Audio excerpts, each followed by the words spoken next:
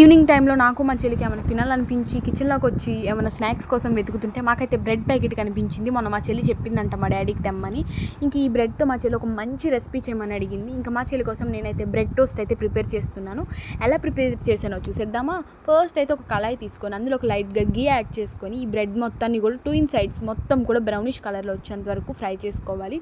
అన్ని బ్రెడ్స్ అలా ఫ్రై చేసుకొని సేమ్ అదే కళాయిలో పెట్టుకొని ఒకదాని మీద ఒకటి ఇప్పుడు ఒక గ్లాస్ మిల్క్ యాడ్ చేసుకోవాలి.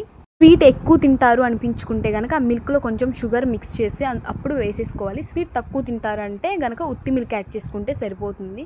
ఇప్పుడు ఈ మిల్క్ మొత్తం కూడా బ్రెడ్ అబ్జర్వ్ చేసేసుకునేంత వరకు ఉంచుకోవాలి. అబ్జర్వ్ చేసేసుకునే తర్వాత స్టవ్ ఆఫ్ చేసుకొని ఒక ప్లేట్లోకి సపరేట్ చేసుకోవాలి.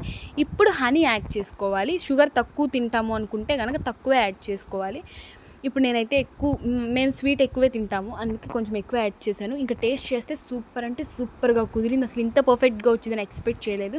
మా చెల్లికి కూడా టేస్ట్ చేయమని ఇచ్చాను. చాలా అంటే చాలా బాగుంది అంది. నేనైతే ఫస్ట్ టైం ట్రై చేశాను. That's one mini vlog.